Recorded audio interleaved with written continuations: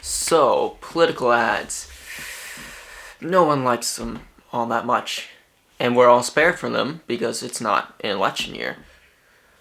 Well, everyone besides me, that is. YouTube has been recommending me non-stop political ads. But like political ads from the 1950s. I'm not exactly sure why, but I am really oddly entranced by them.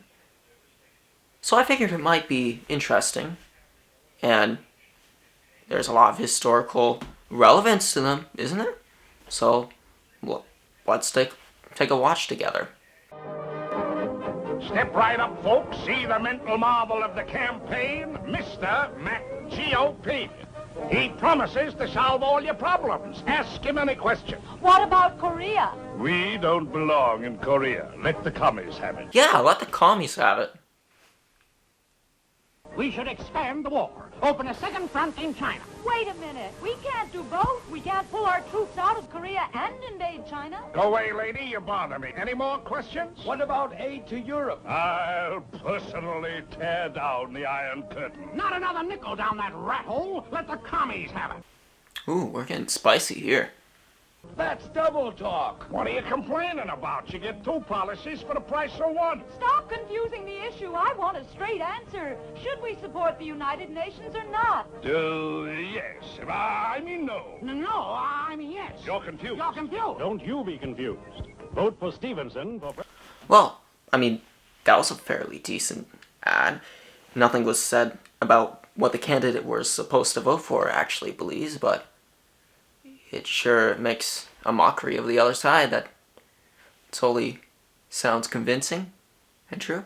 I mean, let's move on to another one, see if we can find a bit more about who Adlai Stevenson actually is. I kinda wanna know. It's adlai to you, adlai to me. I don't care how you quote it. Adlai, don't pronounce it. Just go out and vote it. Stevenson, Stevenson. Well, I still don't know how to say the name. Like if I'm voting for someone, I kinda wanna know how to at least say their name. That didn't show anything. Let's find another one. Old MacDonald had a farm back in 31. Conditions filled him with alarm back in 31. Not a chick here or a moo cow there, just broken down farmland everywhere. And Farmer Mac doesn't want to go back to the days when there wasn't a moo or quack, to the days of 1931 when he didn't have bread when the day was done. Farmer Mac knows what to do. Election day of 52, gonna go out with everyone in the USA to vote for Adlai Stevenson to keep his farm this way.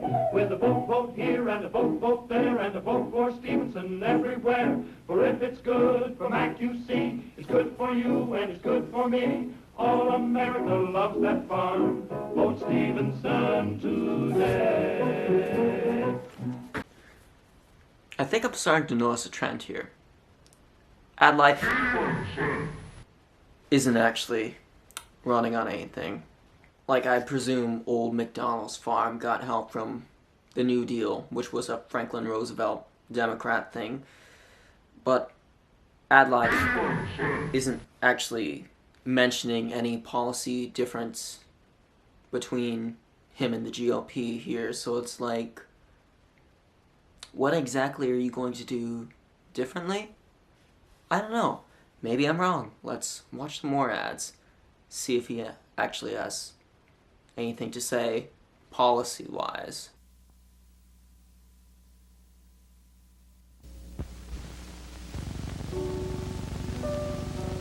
Ike! Bob. Ike! Bob. We must lower taxes, Bob. Yes, Ike, we must lower taxes. But we have to spend more for defense, Bob. You see, Ike, we agree perfectly. Bob. Ike! Bob. Ike!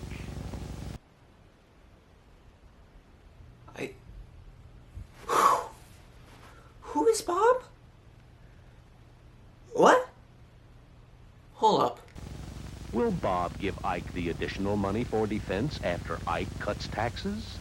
Stay tuned for a musical interlude. That's right. It's musical interlude time.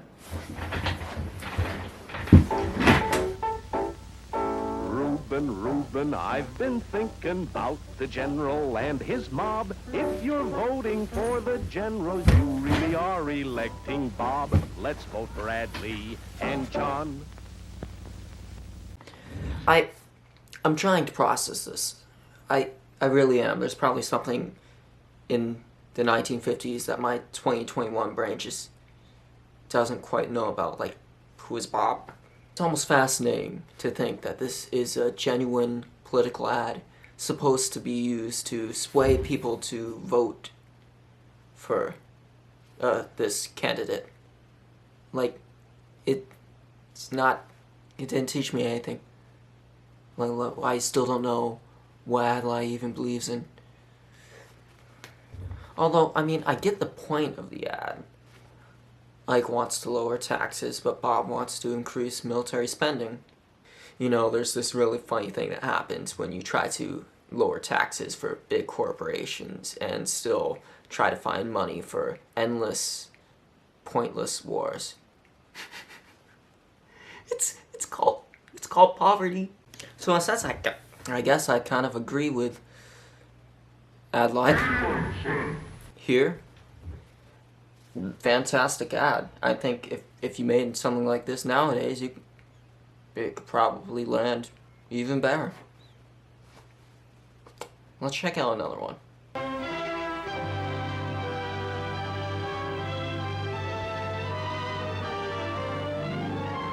You know, I don't quite understand why everything from the 1950s has to have an entire orchestra in their soundtrack.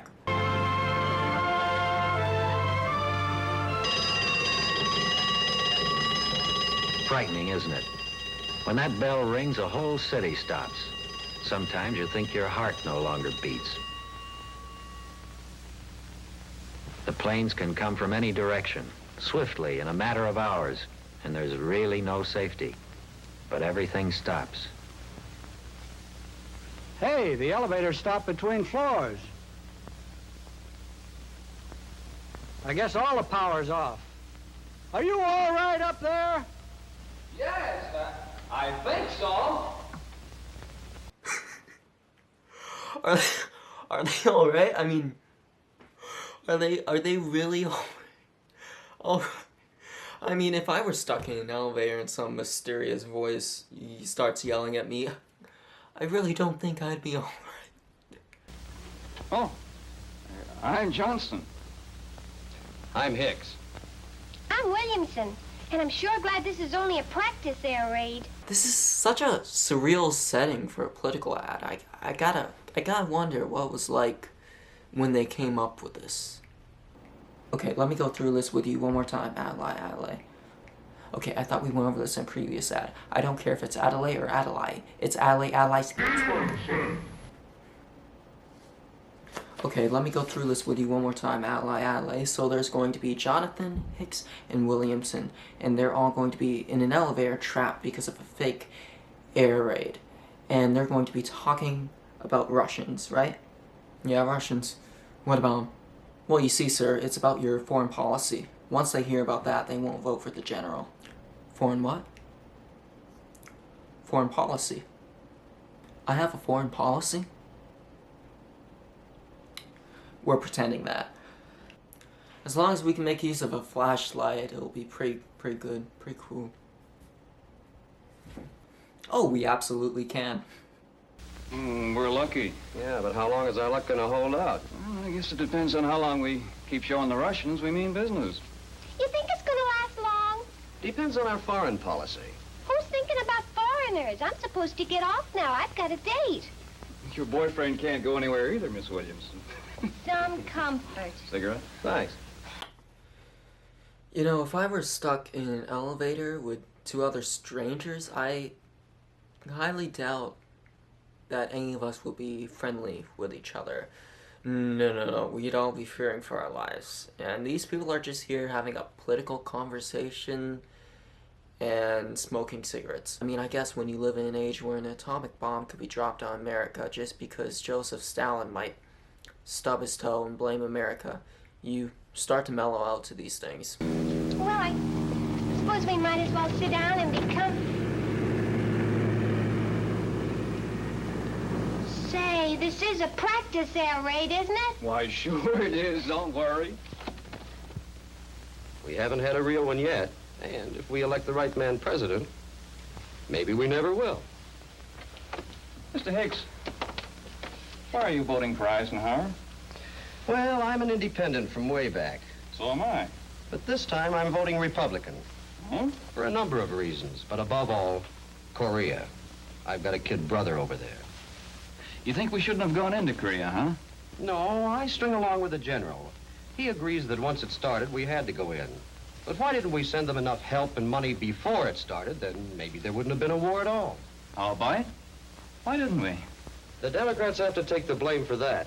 That's what the general says, and he's right. No foresight. Why didn't they send help, real help, to South Korea while there was still time? Yeah. Why didn't they? They tried to. Beginning in 1949, long before the Reds attacked, the Democratic administration introduced 3 separate bills in order to give adequate military support to South Korea. Money, tanks, planes, technical help. Is that on the level? Yeah. What happened? The first bill came up for a vote in the House of Representatives early in 1950. It was defeated by 1 vote. Get that? 1 vote. The Congressional Record. Yes, I too have a copy of the Congressional Record just sitting around so I can win political arguments. January 19th, 1950. Aid to Korea was defeated by 1 vote. You know whose vote tipped the scales against it? Oh, one of those isolationists. But they're taking a back seat these days. This fella's right up front in the Republican Party. Richard Nixon. No. Crook. Eisenhower's running mate voted no. Voted to throw South Korea to the wolves. And 86% of his Republican colleagues voted no along with him. Mr. Nixon, no. I didn't know that. Well, not everyone has time to wade through the Congressional Record. But the Democrats kept trying. A little later, they introduced another bill. This time, Nixon switched. He voted with them. But it was too late then. Well, for goodness sakes. Why, I heard Nixon himself attack the Democrats for not being prepared in Korea. Doesn't even remember his own vote? Huh? Sometimes a short memory is a great convenience. Yeah. Especially during an election year. Some things never change. I'll say. Okay, so Nixon's not so hot. Matter of fact, I didn't much like it when they nominated him. I'd have preferred a liberal Republican. But I still like Ike. Well, you gotta remember that politics is a team game. The general's like a pretty good left-handed pitcher. He keeps throwing them in, but nobody's catching them. You know who's definitely catching them? Bob. Nobody's fielding for him. What do you mean? It wasn't only in Korea that his pals let him down. When he was still in the Army, he and his boss, General Marshall, wanted adequate military aid for Europe, the first line of defense against the Reds. Our friends over there needed help, and plenty of it. I agree. Yeah. Well, President Truman pleaded for it, and so did far-sighted Republicans like Senator Vandenberg. They all told Congress, don't throw a 15-foot rope to a man drowning 30 feet away. And what was Mr. Nixon's answer to that appeal for help? No! Where's the rest of it? Guess we'll never know what happened. Did they die? Was it an actual real air raid or something? We'll never know. I don't know about you, but that mad cliffhanger really, whether intentional or not, convinced me to vote for adlai.